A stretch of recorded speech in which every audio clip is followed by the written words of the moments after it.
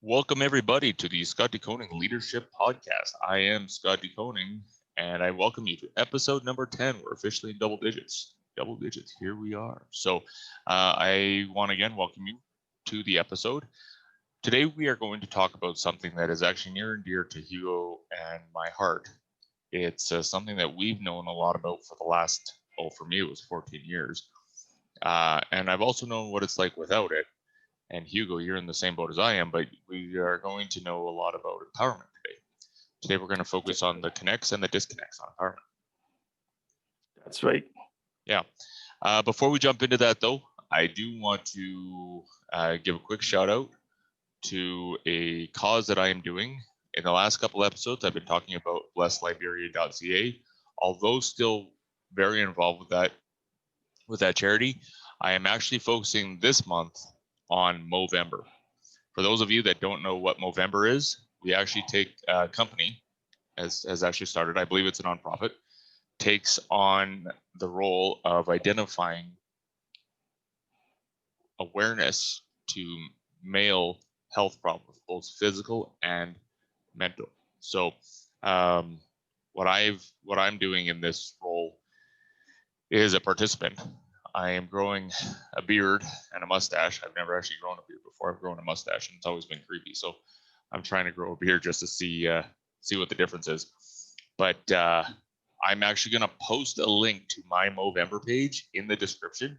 If you're listening to this 2 or 3 years from now, like right now it's November 10th, 2020. If you're listening to this even like 20, 30, or 2 or 3 years from now, know that this link will still be active. My goal is to raise money for mental health, men's mental health specifically.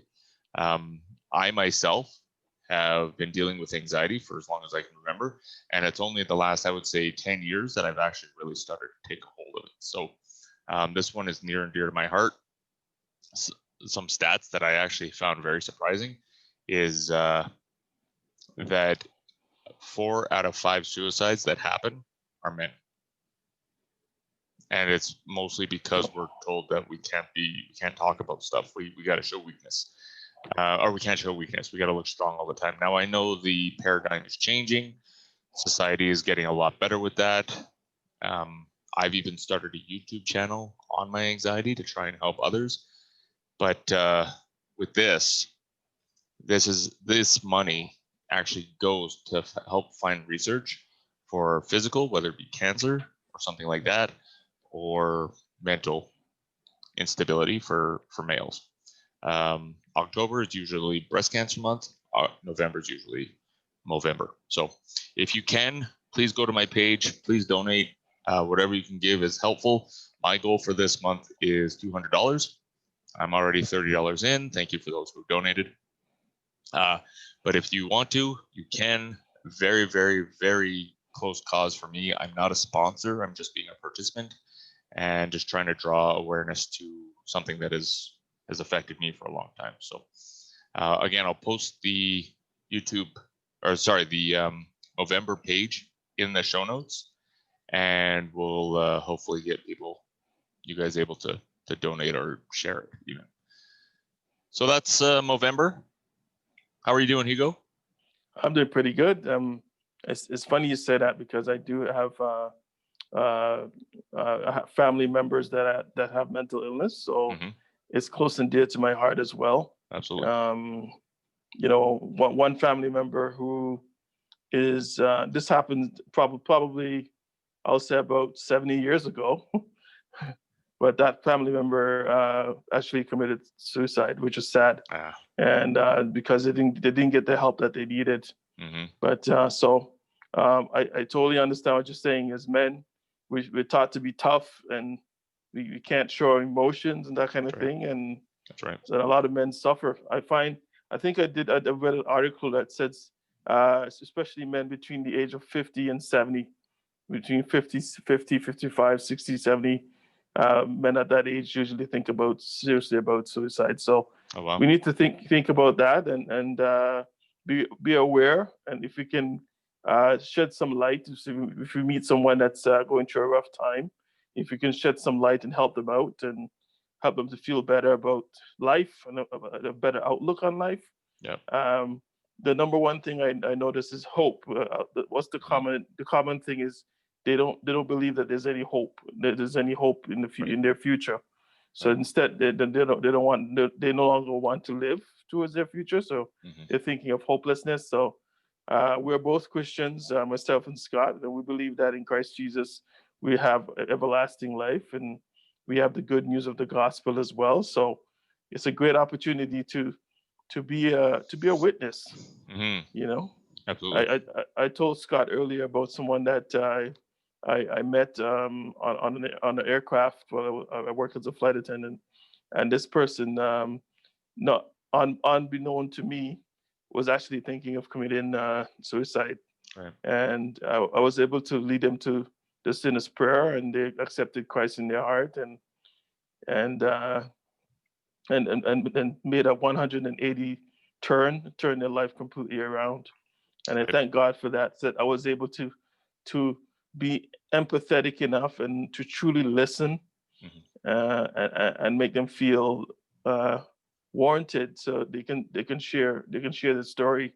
Everyone has a story, Absolutely. and we just gotta just be there for people and just allow them to share what's happening in their life. That's right.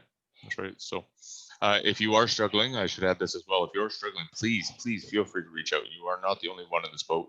I know it might feel that way, but just reach out to anybody and everybody, whoever's willing to be there and listen. You may not know who your support system is until you reach out, but I mean, if I know you directly, call me. Another thing you can do too, because the service is available to, if you just call 911. Oh, if you right. feel unsafe, just call 911 and say you need help. You don't even have to say much. Just say you need help, and then just they'll pick up where the call is coming from, and they'll come and help you. That's right. Yeah, good There's point. there's no shame in that. Just to say, hey, I feel like I'm gonna do something pretty bad, and just 911, say help me. I'm having bad thoughts, and they'll figure it out. Yeah, right. Yeah. Because never feel like you're useless, like the world doesn't need you. And Absolutely. every single person has just like it's just like the fingerprint. Everyone has their gift where they can shine, and the world needs everyone. That's right. So That's right. Well, encourage.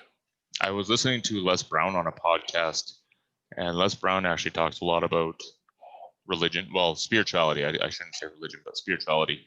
He's I think he used to be a preacher, but anyway, he actually talks about how God gave us life, and how so many people think about ending it is actually almost like a slap in the face to God, to be like, why you just gave this to me and I'm just going to take it away. Like, it just, that when he said that really hit me hard.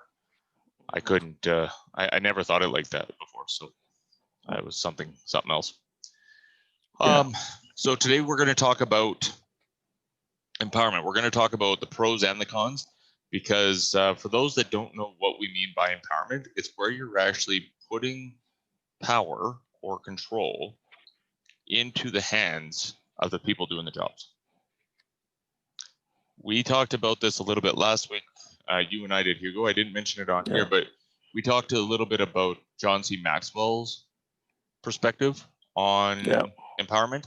And I really just got to copy what he says, because I think he hits it bang on. A lot of leaders tend to think that if they give their people empowerment, that they lose the power. The way he puts this, and I couldn't agree any more than he puts it, you don't actually lose power, you're compounding it. You're multiplying your leadership. And I want to start with that, because I think that is a very empowering statement in itself. I know I said empowering for an empowerment podcast, but it's inspiring, and it really hits home, I think, to let people know, if you give power to the people doing the job, you are not actually losing control. You're actually giving your leadership to somebody else who you believe, you trust. I'm going to throw that word out there, because that's a big part of empowerment, that you trust can handle doing the job properly. Now, what he also says, and I think this is very important to follow up with, because it's not just a matter of saying, okay, here you go, you can do this, because we're going to talk here in a little bit about the disconnects of empowerment, because there are a couple things, if not done right, it can really go sideways. But what he also talks about is when you're giving somebody empowerment, so let's say you're running a company and you're going to give empowerment to a manager or even to your frontline staff, whatever the case may be, you need to train them properly, in depth, and then trust them that they're going to do the job to the best of their ability. And then the third one is you need to, I'm going to stress this, hold them accountable. This is where I think the biggest disconnect is. When we get there, I'll talk a little bit more about it, but it's people saying that they can or can't do something, and then when it happens, there's no coaching session to follow up with it. It's just like, well, I'll let this one slide. Well, if you let this one slide, all of them are going to slide, and people are going to see that, and they're going to be like, well, if he can do it or she can do it, why can't I? And that's going to compound. But we'll talk about that a little bit later. So, Hugo, from your experience, what is your thought about empowerment? I think we need to not forget that everyone has a different character, or should I say, attitude towards having a high level of integrity. I was asking myself, and I was going to ask you as well, Scott. When you say you're giving power to a manager or someone who is in a different position as a leader, kind of thing, what does that look like? Like, when you say you're giving power to them, what is that? Like, break it down. Give me an example. Like, the way that I've always taught it to others. I'll go back a little bit. To answer your question directly, it's teaching them how to do what you do. Okay. In the that shortest makes a lot form. Of sense. Because I know for the companies that I've worked for where I had no empowerment, like zero empowerment, I had to make a phone call for every single decision. It felt like I had to make a phone call to scratch my nose. And it's very, very annoying and frustrating. Yeah, right. Exactly. So, and it was because we were specifically not taught how to do a specific function in the system that could allow us to make those calls in the moment.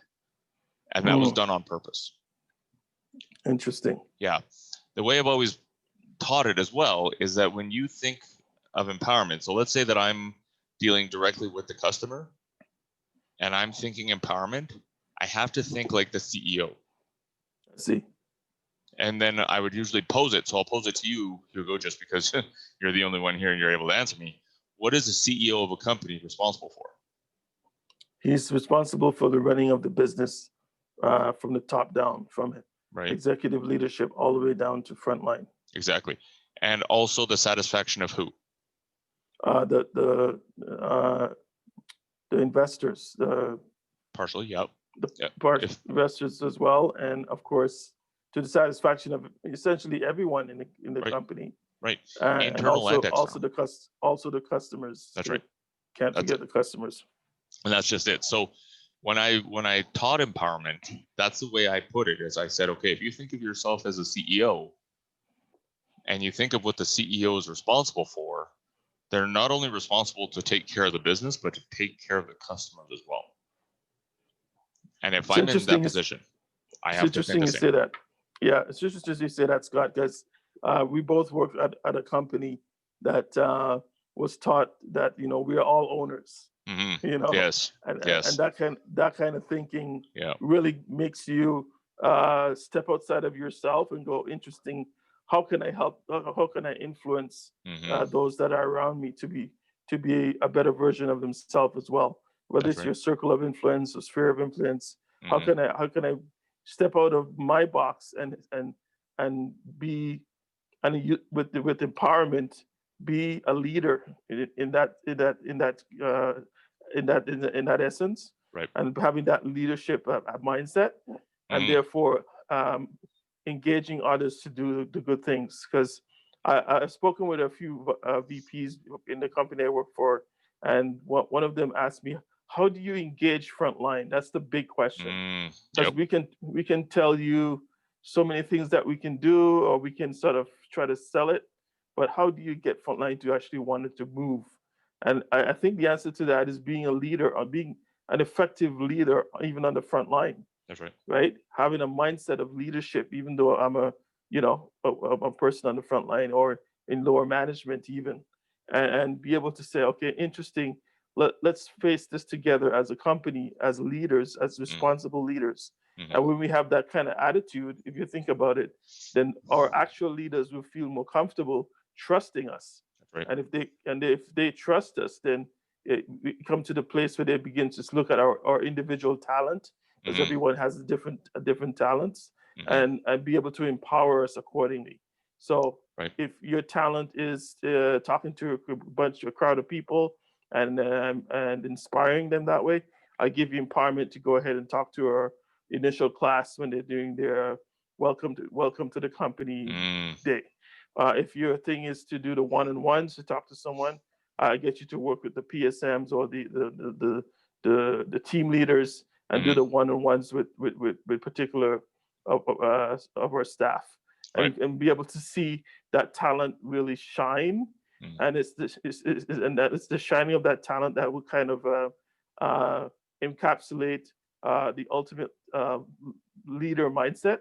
mhm. And of course, assuming that they have that character as well, because as someone who wants to empower others, I'm looking for people who have that integrity. So Right. there's the same person, whether they're doing their common deeds or whether they're doing something way bigger and way broader. Exactly. It's the same work ethic and the Exactly. same level of integrity.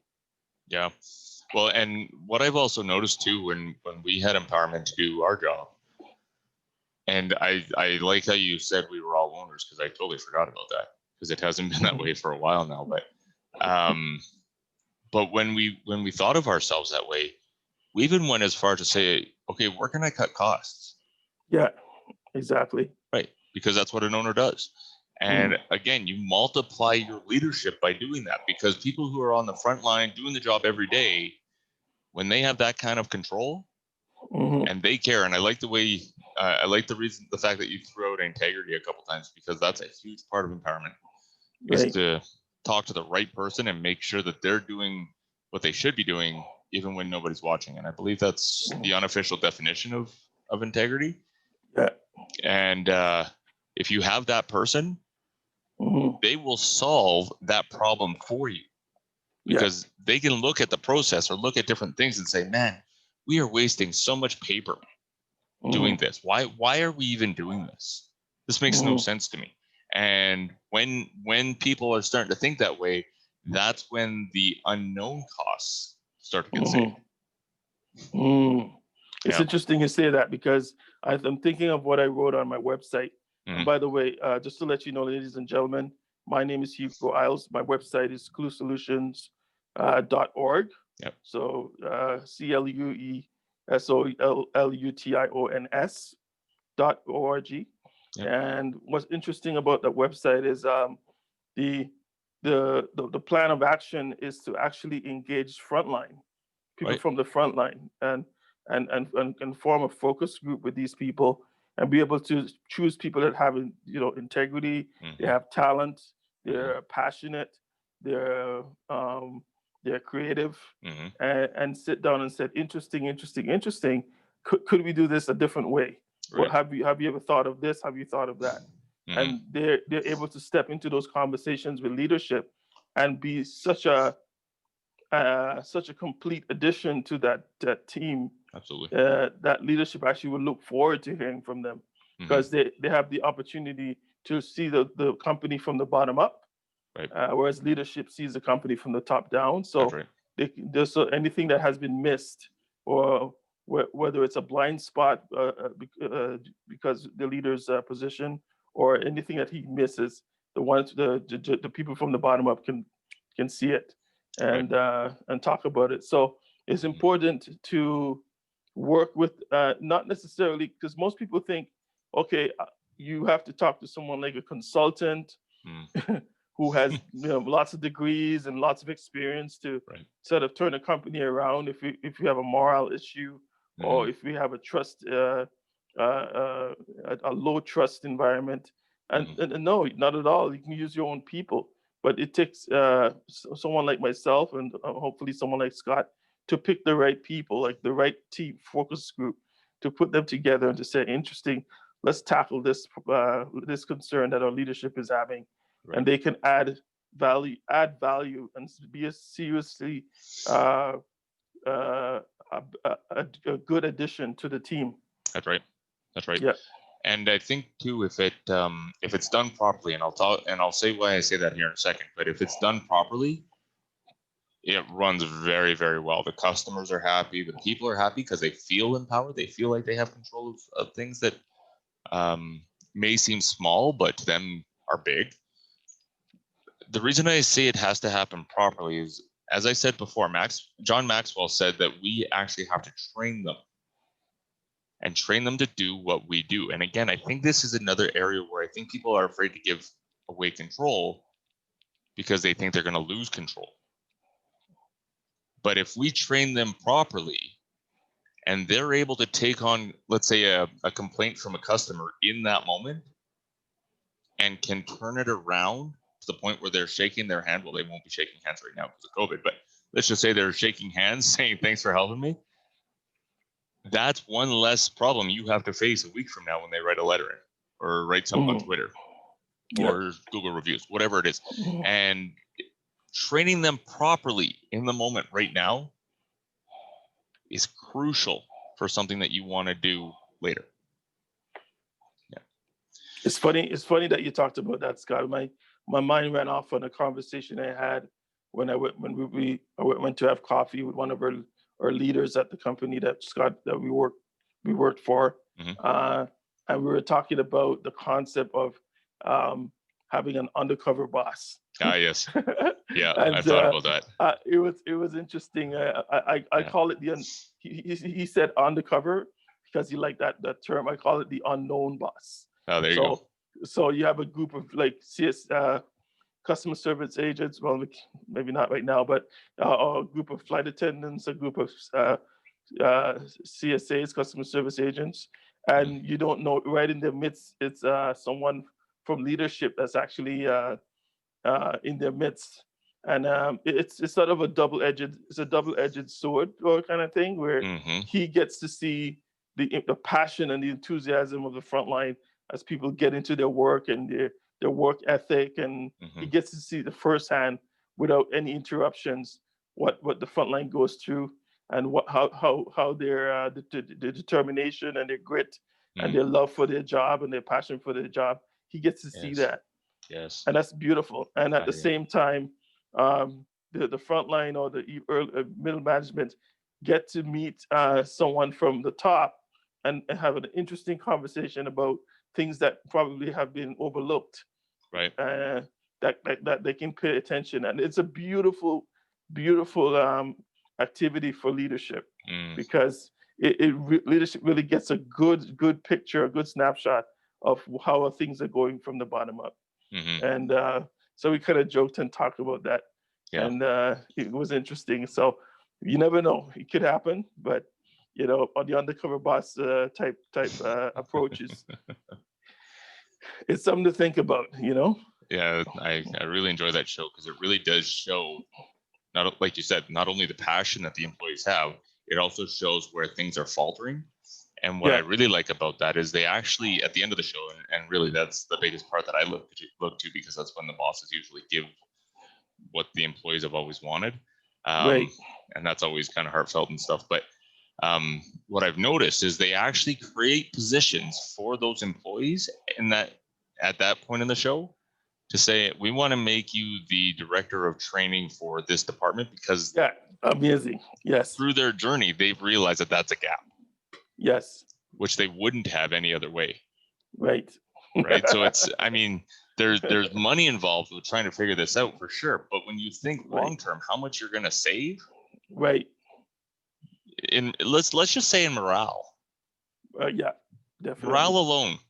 Yeah. Morale brings customer service complaints, which brings less people back, Yeah. right?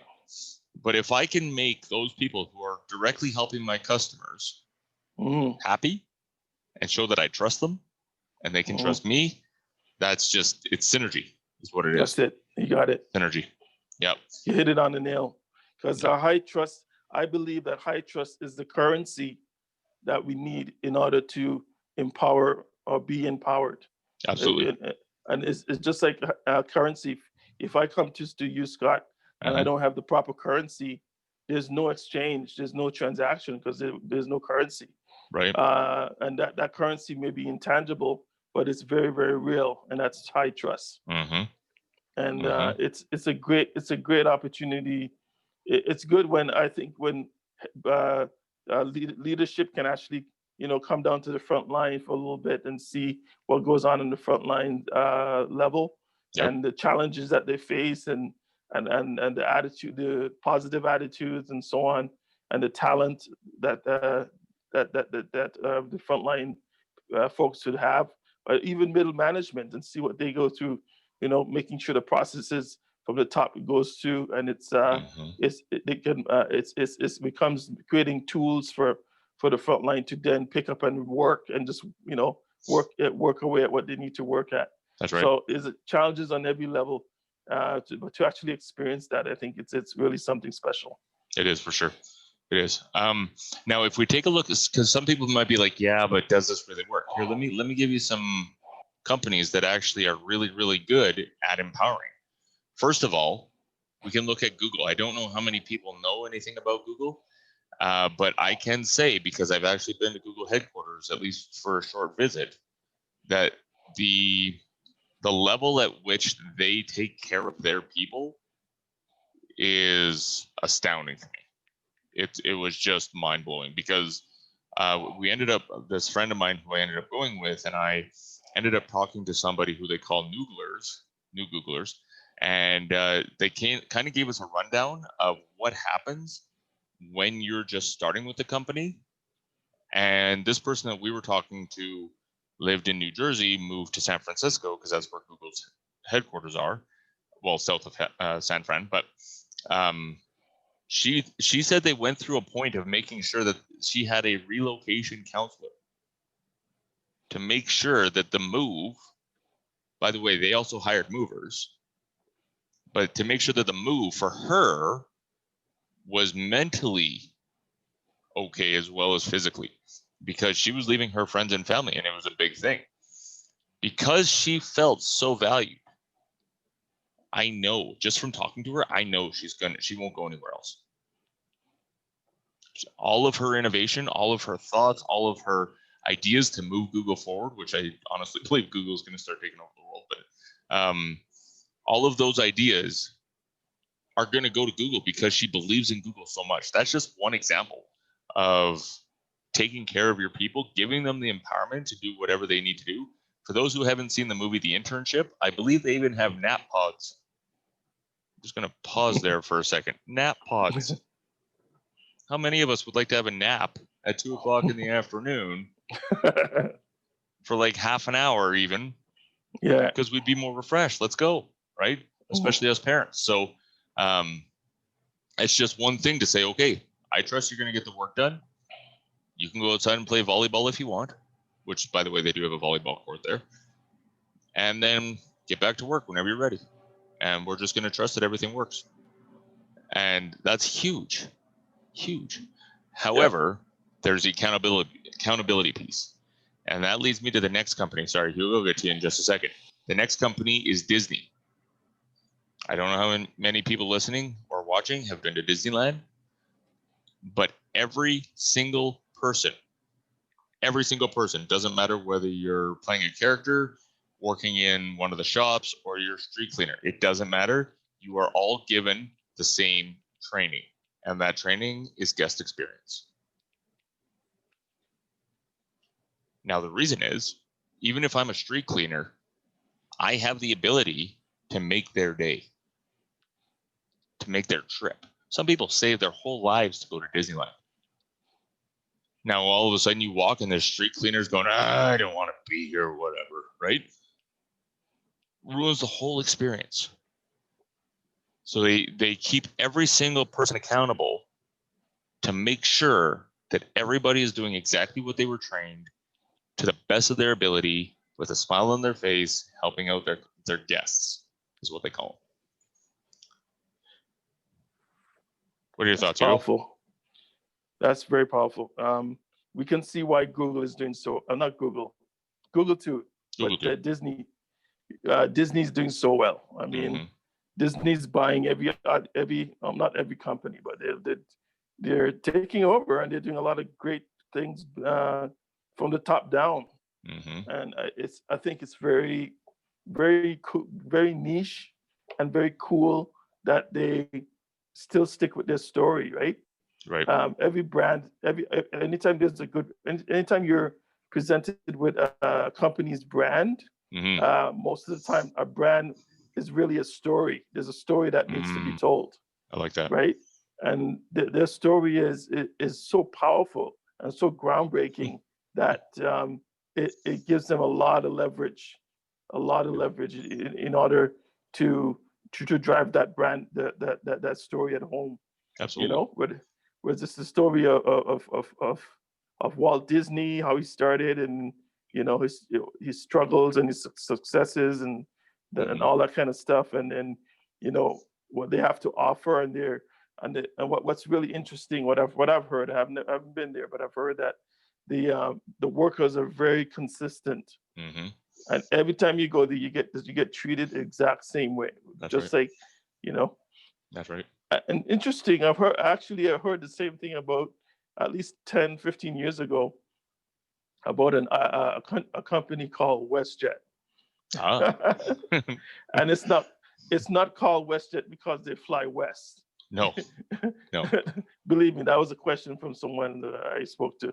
No, but what's interesting is they seem, the flight attendants, they seem to practice the same thing. Anytime you meet a flight attendant or you're on a WestJet aircraft, the experience is exactly the same. Every time it's you know, a family type attitude. Everyone is chummy and friendly and stuff like that. And I think that they have a lot in common with Disney when it comes to that kind of stuff. Absolutely. But people appreciate that. People, especially people who save their whole lives to travel. Some people, they don't travel as much as you think they do. And when they finally get to travel with their kids and their grandkids, they're meeting with this type of really good customer service. Man, you know, it means the world to them, right? Sure does. Yeah. And so the same thing with Disney. It's and like Scott, what he put it well. He puts it well. It doesn't matter whether you're a street sweeper, or you're wearing a costume, or you're an actor, or doing some other stuff. But they're the same. The attitude is the same. The ability to make someone's day, to go above and beyond, to wow, we call it, to wow the customer. That's or right. to wow the guests. You know. Yeah. And so they go home with that memory, and it's not just a great experience, it's actually memorable, and they remember those experiences for the next 10, 20, 30, 40 years. That's right. Absolutely. Well, and I could say from this from experience, when it comes to Disney, if there's, say, a certain character that I know, it's because I was watching that movie as a child. Yeah. So there's that emotion behind it. Exactly. And that's their branding. I mean, I'm going to show my age here, but growing up and watching something like Lion King or Little Mermaid, or what's another one that I would have watched? Pocahontas. Yeah, Pocahontas, Beauty and the Beast, whatever movie was the one that you enjoyed. If you watch that as a kid, you're going to remember when you see that character the first time you saw that movie, or one of the best times you saw that movie. So with Disneyland especially, there's a lot of childhood emotion behind it, and that's what they're aiming at. Yeah. And you were talking about WestJet. I also want to throw out Southwest, because Southwest, if you haven't seen that airline show, it was on a while ago. You could probably find it on YouTube. I never worked for them, nor am I a sponsor for them, but I've seen how they had the ability to go into a situation and help the person to the best of their ability in that moment. And it was a person talking to a person. It wasn't an employee talking to a customer. It was a person talking to a person. How can I help you? Because they had that kind of empowerment. And you could see that in the show. and they were saying, well, here's what I want to do to help you, right? Right. And you could see it was authentic because it was something that they just lived by. Mm-hmm. I do want to say before we have to wrap it up here, because I mean we could probably talk about this forever, but there are some disconnects when it comes to empowerment as well. And I just want to make sure that we're talking about this because from a leadership perspective, this is where I have seen personally, this is where I have seen empowerment go the opposite way. We've talked a lot of really good things about empowerment. I really, really love empowerment. The times I've had it, I would not have changed those times for the world. The times that I didn't have it, you could tell it was night and day difference. But the disconnects are where, and again, I'm going to rely back a little bit on what John C. Maxwell said, you have to keep the people accountable. So if I, as the leader, and remember, I said in episode 2, everything comes back to us. So if they're not doing something that they're supposed to do, whether it's charging a certain fee or greeting them a certain way, whatever it is, if they're not doing that, it's because we're not doing our job. So what's interesting, on this Forbes article that I found, it says that according to non-management employees, more than 58% of them, so more than half, said that their leader did not live by their word. Now, what I take from that is I'm telling you that I need you to charge X amount of dollars for a product. Let's say a granola bar. I'm just thinking of a grocery store right now. Now, if you came up and said, well, I'm only going to charge, instead of charging you $5 for this granola bar, I'm going to charge you $2 because I like you. Technically, you gave the person the empowerment to do that. But is the company going to make money if that's the case? And so if the company is going to lose money, then we as leaders have to step in and hold them accountable. Here's where I've seen it go the other way. I've seen this more times than I care to count. But I've seen somebody actually helping a customer, following the policies as they're written out, even though they have the empowerment to make certain decisions, they're following the procedures because that's what the company wants. The customer says, I want to talk to your manager. The manager comes over. Here's what I want. Oh, I could do that for you. And then takes them elsewhere to help them. This is a huge, huge fail from leadership. Because not only are you actually making the person who was helping them originally look like a fool, like they don't know how to do their job, but now they're not going to trust you. They're going to think that you're going to throw them under the bus every chance you get. Why would I come to you? Well, if you're going to let them go, then I'm just going to let them go, right? Whatever. I mean, there's so many different scenarios, but the biggest thing I want you to take away from this, leaders, is we have to make sure that we are living what we say. What are your thoughts? Yeah, I'm just lost for words because I've had that happen to me already, and I think the difficult question is making the assumption that maybe the leader or the person who did that, had a bad day, or it's a one-off type thing, or woke up on the wrong side of the bed that day type thing. I would like to have a conversation with that leader one-on-one.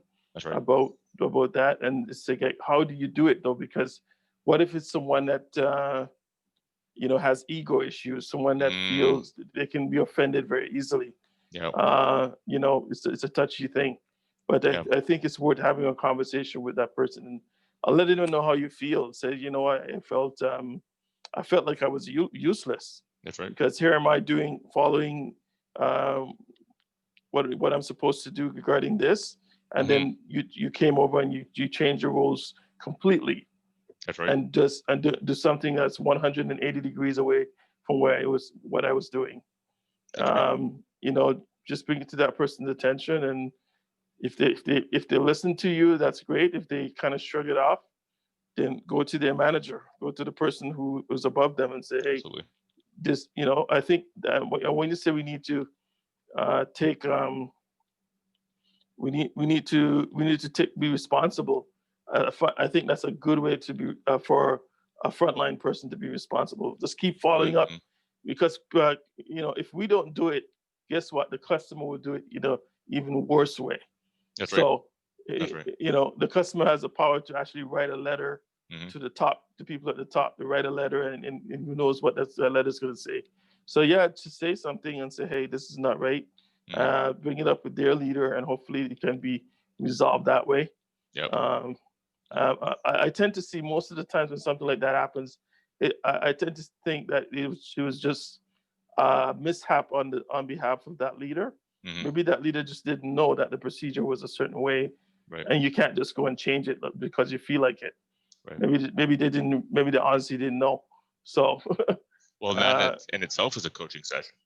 yeah, that's a coaching opportunity. What I've been taught, what my manager has taught me is, when you're having a conversation with someone like that, make sure you have someone next to you to witness, Hmm. to be a witness. Hmm.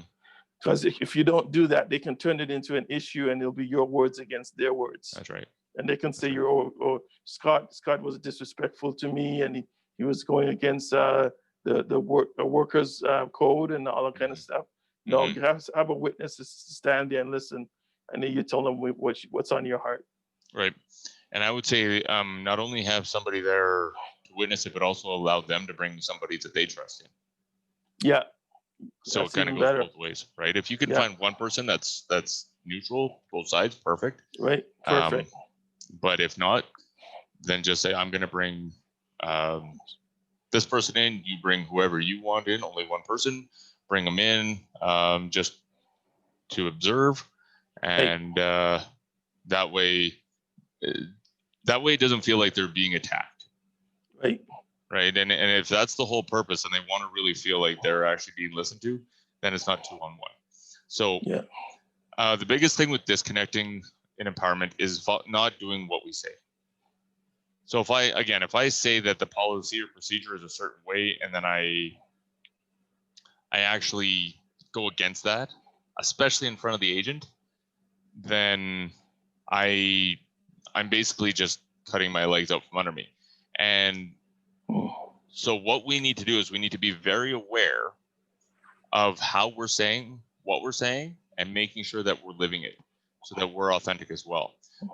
The other avenue with this as well is I've also been the leader when I've been overseeing a group of people, and I was helping this one person, and they were making an empowered decision in the moment to let this person go without charging a fee or whatever, and it wasn't exactly to procedure.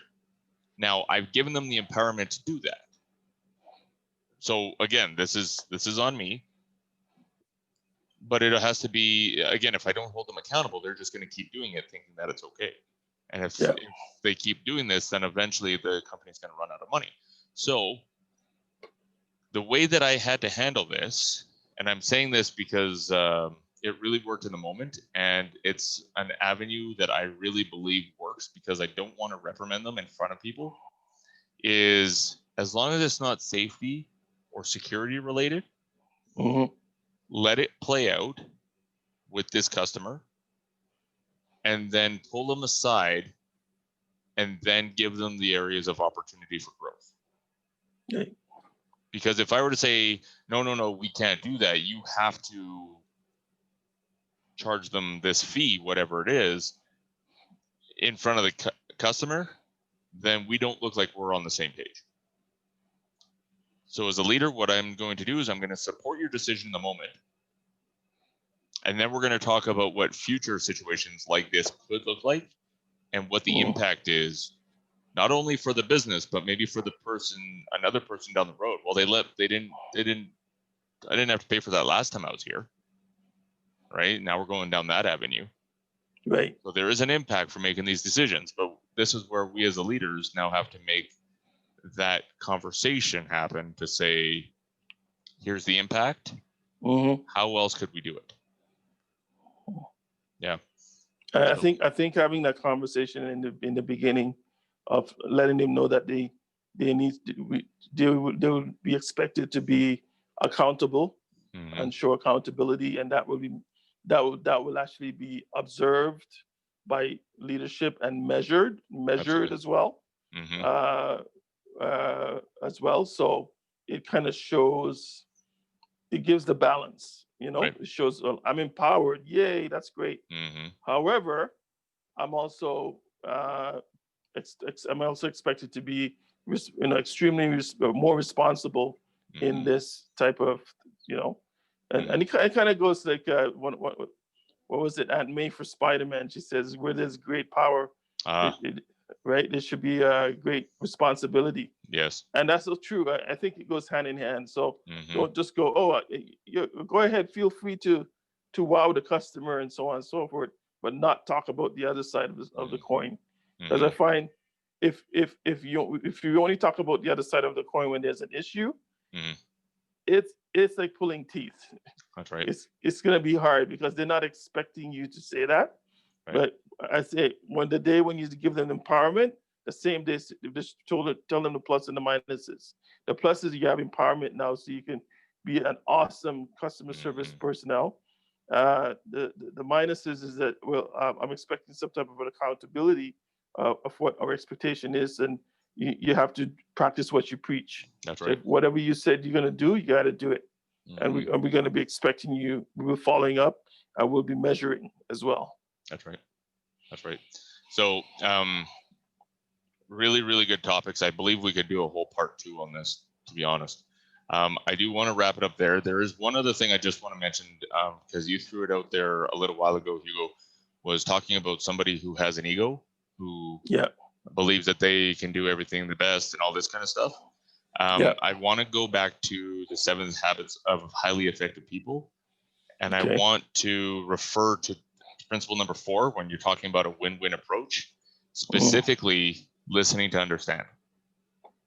This section of the book really spoke to me because what he was basically, and in the book he refers to him talking to his child about not wanting to do any homework, but instead of him saying, "Oh yeah, I've struggled with that before, and here's what I did," right? You lead with questions, so you're actually listening to understand what the concern is, and then just by asking questions, and I've done this. This is why it spoke to me so well. You're actually asking questions, leading them down a path where they have that revelation themselves to say, actually, this is the reason I have to do this. Because if I tell them as the leader and they already believe that they're doing everything properly, then they're going to defend their stance on saying, here's Right. why we can't do it. If Right. they say it, now it becomes true. So That's brilliant. yeah. So yeah, I just wanted to throw that in there too. Really, really good book. The 7 Habits of Highly Effective People. And Hugo and I have talked about the 8th habit. So go back and listen to that as well. That's a really good one where we talked about SQ and PQ. That was episode number 9, I believe. So I do want to end it there because man, we could just keep going. This is such an important topic.